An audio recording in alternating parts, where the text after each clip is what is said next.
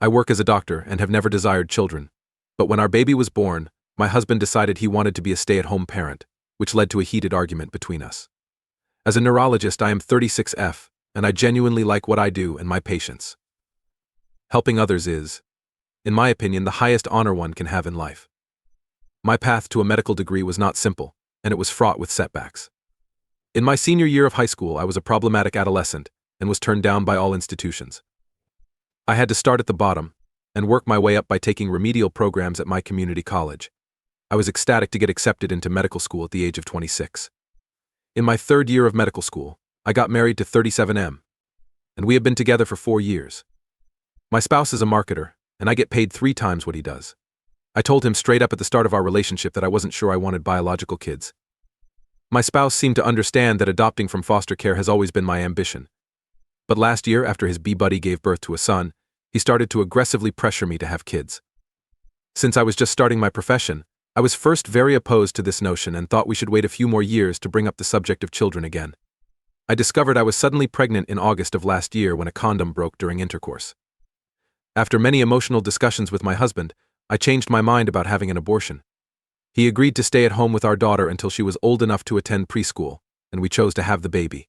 Our choice to have him spend more time at home with our daughter was influenced by a number of reasons, including the fact that I earn a lot more money than he does. As an attending physician, I'm just starting off in my career. While my spouse has been practicing medicine for 15 years, I am only beginning to do so after completing 4 years of medical school and a 4-year residency. I made it quite apparent that I had no desire to be a housewife and stay at home. Although I admire stay-at-home moms, I would go insane spending all day at home since my job is my life. I really don't want this lifestyle at all. Finally, until my child is old enough to verbally express herself, I will not feel safe sending her to daycare.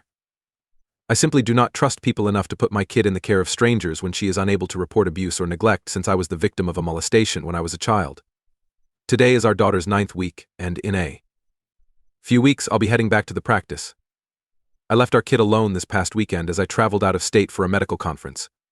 The meeting was fantastic, but my spouse started acting strangely when I got home. I asked him what was wrong when our daughter was asleep today. He broke down completely and admitted that he didn't believe he could finish. He talked about how he felt all weekend long confined, alone, and overwhelmed. He's now talking about attempting to get his work back and wants me to prolong my maternity leave. I freaked out over this. "So what are we going to do with our daughter now?" I inquired. In response, he suggested that I quit my job and work from home. I said, "In no way." He also recommended childcare. At this moment, I lost it and yelled that I would never have had your kid if I had known you would break your vow to look after our daughter. I would never swap our kid for anything, even though I am aware that I overreacted. I'm not sure how to go right now since I'm so angry with my husband, even though I love her so much. More details from OOP to handle certain medical and/or health-related concerns. OOP, I'll just handle this here since it has been brought up by a few others. When I lost my virginity at the age of 17, I began hormonal BC. Regretfully, I am the type of lady who is affected by almost every adverse effect listed in the 3-page leaflet. I ultimately came to the conclusion that it was not for me after trying a ton of various sorts. After having a copper IUD implanted for a few years, I had to have it removed early since it was causing me to have terrible cramps. For the past few years, I have been using strictly condoms, and I have never experienced any issues. It might be too personal, but I never let my spouse ejaculate into a condom when his penis is still inside of me. This is for further security and mental comfort. Perhaps twice a year, he will arrive too quickly or abruptly and be unable to leave in time. He abruptly slipped into the condom the night we became pregnant with my daughter. Since it only happened sometimes, I didn't give it much thought, but now I'm really reconsidering a few things. In response to a comment, Apez asked, "How does a neurologist work from home NTA? He finds it extremely amusing that you feel confined, overburdened, and alone. It's time for him to mature." Whoa, I would probably have to stop treating patients as a neurologist if I moved into a WFH job. Most likely, I would wind up working as a consultant for a health insurance provider. It sounds horrible, I know. Second commenter after 9 weeks. Why on earth would you report to work? You have paid maternity leave for a year, right? Not in America, oops. To be honest, you're fortunate to have paid maternity leave in this nation at all. Third commenter NTA. But I would take note of the warning signs in this case. He desired a kid, and you were pregnant out of the blue. He now wants to return to work, and the contract altered. Additionally, Wyatt appears unconcerned for you to stay at home, and undoubtedly experience the same loneliness and overload that he did when he was alone. Revision September 29, 2024. Greetings to everybody. It has been some months since my initial post. I was, to put it mildly, taken aback by the amount of attention my post received. I discovered my article had been screenshotted and shared on Twitter, along with thousands of comments and hundreds of direct messages. Thank you so much to everyone who sent me encouraging and nice direct messages. You have no idea how much it means to me. You contribute to the fact that 40% of female physicians quit medicine completely or go part-time within 6 years of finishing their residencies, to those who have given me unpleasant direct messages blaming me for becoming a mother. Like men have for hundreds of years, women can desire a family and a job. We're not nasty monsters because of this. I genuinely hope that everyone who DMs me asking for medical advice finds the treatment they require, since I am not comfortable offering medical advice on Reddit. I go into more detail about this in a different remark for anyone who are wondering why I wasn't using birth control. However, not every woman responds well to chemical birth control. The abgens that are board qualified will attest to this. Having spent almost a decade trying every birth control available, I finally came to the conclusion that condoms and withdrawal would suffice. Was this a foolish choice? Indeed. However, as 40% of physicians are overweight, we may not always be the greatest at looking after our own health. Still, I would not alter a thing since I adore my baby and I have no regrets. Alright, on to the real update. I became aware of how horrible my remarks to my spouse were a few days after I wrote my initial post. I never should have used our kid as leverage in an argument, no matter how furious I was. I would always choose her because I love her more than anything, even if it meant quitting my work tomorrow and becoming a single mother. It was a really horrible thing to say, and I still feel bad about it. I also made a mistake by not being more understanding and patient with my spouse. To put things in perspective, my mother spent the first 8 weeks following my delivery with us after traveling from out of town. My spouse did make a significant contribution. For the first week or two while I was recovering, I would honestly say that they each handled 50% of the work with the baby. After that, we divided the job amongst the 3 of us. Therefore, it was obviously a major shock for him to go from having 2 people support him to being on his own for a whole weekend in a matter of approximately 10 days, and I should have anticipated this. I have no wish to be a song, and his complaints about feeling alone, overwhelmed, and confined are precisely the reasons for this. Yes, we had an agreement, but instead of blowing out, I ought to have given him the room to voice his worries honestly. After the disagreement, I spent a few days with our kid at my sister's to give my husband some space. During this time, he would pay her a visit every day, but we decided not to speak just yet. I told him I was sorry for how I had handled the matter when I got home. I was shocked to learn that he had also apologized. He said he never meant to break our agreement. He was just so overwhelmed that he didn't think he could provide our kid the right kind of care. He said he was sorry for giving up so quickly and advised me to WFH. He also assured me that I should not quit my profession, regardless of what we chose to do. He concluded his apology by saying he wants to try being a stay-at-home parent again. After that, we had a lengthy discussion on how we would proceed. He informed me that the hardest part was not taking care of our kid, rather. It was keeping up with the cleaning and cooking. We thus made the decision to purchase a meal kit delivery service and hire a housekeeper. To lessen his solitude, he joined one of those new parent support groups. My sister-in-law has consented to watch the kids 3 times a week for a few hours, so he may go to the gym or spend time alone. I also asked him to let me know if he ever felt like he could no longer just be a sod. I was quite clear that, even though I would feel a little let down, knowing that he was angry and burned out from taking care of our baby would make me extremely sad. We've since strengthened our marriage by going on date nights once a week and taking other positive actions. The majority of these date evenings consist of Netflix and takeout on the sofa or lengthy walks while pushing our baby in the stroller, since I don't feel comfortable leaving her with anybody other than family. But it's been working. Taking care of the condom hole poking issue. No, this did not occur, in my opinion. To be honest, I didn't even think to ask my hubby this. Given how weak our marriage already was, I believed that such a serious charge would be damaging to it. In order to prevent any more joyful accidents, my spouse has consented to get a vasectomy. We are delaying PIV till later in the year as he is slated for later this year. I've been seeing my therapist for about 6 weeks now after realizing that I needed to return to therapy as a result of the entire incident. Until now, my CSA had not had an effect on my life for almost 8 years. However, having my baby and overcoming postpartum anxiety have made me think about some very horrible things. I want to get over my trauma so that I can be a better husband and mother. I realize that I am being too protective because of it. Many people advised me to divorce my spouse, and I'm sure many of you who are reading this may believe that I'm not doing the right thing. I understand that I'm not. Although my spouse occasionally loses his cool and breaks down, he does not have a history of dishonesty, unreliability, or lack of support. He helped me during my residency and the last 2 years of medical school. Please try to keep in mind that the worst part of our relationship was highlighted in my post. The 8 amazing years we had spent together were not depicted. The first commenter has responded to the original post. Oh no. All of this is extremely step 40. Oop. After my spouse and I started dating, I spent almost a year preparing for the USM Step 2 test. This test is a complete monster. You will be tested on all of your clinical knowledge for 9 hours in one day. Your performance in Step 2 will have a big impact on your residency match. I was obviously quite stressed. Around 6 weeks prior to my test, we had a dinner reservation for my spouse and me at 8 p.m. I was so tired that I unintentionally slept off at 6 p.m., missing supper with him. He knocked on my apartment door around 9 o'clock at night to check on me, and as soon as I answered it, I started crying. I broke down in tears within his chest, telling him that I would never be able to complete medical school. All of my worry and anxiety came pouring out. He was there for me the entire time, consoling me throughout the night. He cooked for me twice a day, did my laundry once a week, took care of my cat, and brought me meals twice a day so I wouldn't have to. He provided me several back massages as a result of my protracted periods of hunching over my textbooks.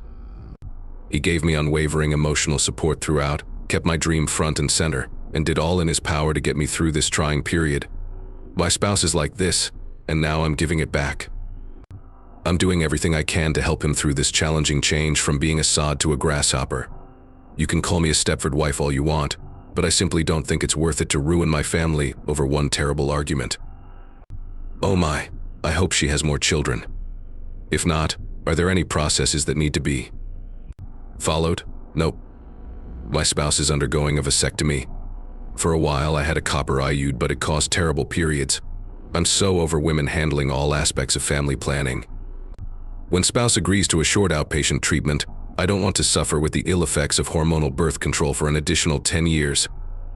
Next, I started preparing for our wedding and proposed to my girlfriend. Subsequently, though, she proposed a trio with her crush. I therefore called off our wedding.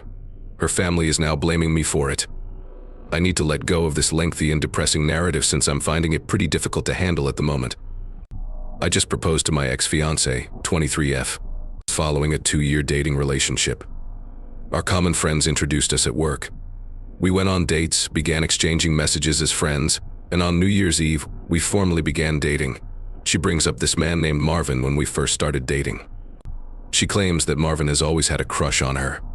In the early going of our relationship, he texted her many times, pleading with her to give him a chance and to stop dating. We used to talk about how weak this guy was and how much she hated him for making her consider leaving me for him. I should make it clear that I'm not unique.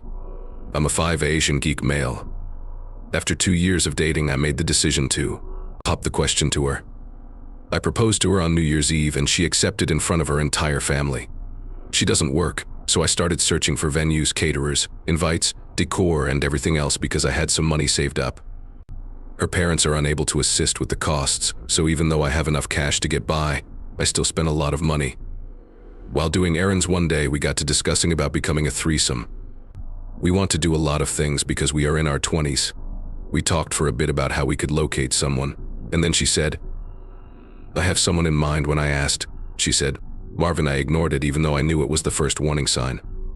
She just said that she was drawn to him sexually when I inquired why. She told me it was a one-time occurrence when I asked why she would claim she hated him initially and then pick him as her first choice for a threesome. I gave her the go-ahead, but only after we had a chance to discuss and establish ground rules and boundaries. I also wanted to speak with him directly. She acts incredibly eager over the following several days and comes to show me the motels. And how amazing is it all? And when are we going to meet with him? I informed her that setting limits and having a conversation about things is important since it's not as simple as it seems. She then seemed to settle down for a day or two before bringing up the topic once more. We got to the point where she was insisting so much and bringing up the topic so frequently that I had to tell her that either she calmed down or there would be no threesome. She said I was correct, but something didn't feel right, and she apologized. We were napping that afternoon when I looked through her phone and discovered she had been cheating on me for a few months with him. They have been getting together while I've been at work, and she even sent them an online BDSM exam to check whether their kinks matched. Saying that I was angry would be an understatement. While I was checking my phone, she woke up and I addressed her. She broke down in tears and apologized for not knowing what she was doing. I quickly packed up my belongings and left to stay at a motel. That evening, I received a call from her parents complaining that I was acting like a baby and spoiling the engagement, even though it was me who brought up the subject of the threesome, and that her daughter wasn't at blame. Without saying anything, I hung up and began canceling everything I had planned for the wedding. The following day, she apologized over the phone and asked me to return. Her entire family is texting me, pleading with me to step up and not call off the engagement because I was the one who made the mistake. AITA, why did you cancel everything? September 5th, 2024, Update 1. Hi everyone. I appreciate all of the suggestions, both the kind words and the criticism are greatly appreciated. Both points of view were beneficial. Let me now discuss a few points before moving on to step 1. My ex-husband gave up his job to attend college. We got together at work, but after we moved in together, she resigned. 2. I offered a threesome, and when she brought up Marvin, my now ex-fiancé became enraged and told her parents we were splitting up. Her folks also gave their belief to her. 3. Yes, I did want confirmation that I was not at blame. It's difficult for me to speak up for myself since I've been raised to be a doormat my whole life. Here's the update after reading through all of your notes. I contacted Phil, and we decided to get together in a mall nearby to discuss the reasons behind my breaking off the engagement. We both had similar interests and pastimes, so I figured we could talk. I did have a wonderful friendship with him. Even though he seemed angry when we first met, he consented to hear. I showed my ex-fiancé the screenshots I had taken of their talks with Marvin. Upon reviewing all he had told me, my former partner had told them an entirely different tale. He informed me that my ex had gone to them in tears, telling them I was calling off the engagement so I could have a threesome. When she had chosen Marvin to be the third, I had lost it. He said that because my ex has been living with them since our breakup, Marvin has been stopping over to see how she is doing. To prepare for her move out, we came to my place and packed everything she owned. I retained the ring because it was also at the apartment. We're currently en route to give her everything. I'll keep you all informed. Second update, September 15th, 2024. I'm back, everyone. I am aware that you have been anticipating this news. I was shadow banned from the previous account, so I had to make a new one. I'm sorry it took so long. I then traveled to my ex's residence with my friend Phil after gathering his items. To put it mildly, the travel there was uncomfortable. As soon as we arrived, we noticed my ex, Emil, and guess who else? True enough, fucking Marvin. Everybody was in the living room. Emil was sitting next to my ex with a box of tissues, Marvin was, giving her a hug, and she looked like she had been sobbing for a while. As soon as my Emil noticed me walking in, she asked Phil what I was doing. We all need to talk about the problem, he said, and he came to provide some clarifications. As we took our seats, Phil asked Marvin to stay in the room, but he declined. You two have a role in this. After taking a seat, Marvin appeared to be struggling to retain his seat. He was bouncing his right leg and doing his best not to look at me or my former partner. This made my ex and Emil grin, but I had one need. Marvin needs to show him the discussion he had on WhatsApp with my ex. I was stunned at the time. I was ready to disagree. But then I realized something. Although it seemed more plausible that my ex had erased the conversation with Marvin, Marvin might not have. My Phil persisted and urged Marvin to do this for her daughter, despite Marvin's protests. My Mill was silently staring at Phil as my ex and Marvin exchanged quick glances. Marvin eventually got up and departed without saying anything more after that. When my ex began to cry once again, my Phil urged her to stop. He said that I had shown him copies of their chats, and that he was upset that I had raised a slutty cheater. I also showed Mill the screenshots since she was in shock. How could she do something like that in addition to lying to their faces? They both yelled at her. My Phil informed her that she was no longer welcome there when he went to unload her items in the driveway at the conclusion. I received an apology from Phil, who also said he wanted to stay in touch to make sure I was all right. After all of that, I felt empty when I got home. NGL. I believe the adrenaline was wearing off. My former partner called me once, but I didn't pick up. I told my building security to trespass her if she comes by and blocked the phone. I shared what had transpired on Facebook and Instagram, making sure to provide screenshots of our chat so she couldn't mislead her friends and family. After canceling the venue, food, and other expenses, I will receive the most of my money, thus I want to move to a different state. I'm clean after having certain STD testing completed. and I'll be selling the ring to get my money back. So far, that's the update. Though I doubt I'll post on this anymore, I want to thank everyone for their feedback, both positive and negative. Hopefully things are going better now.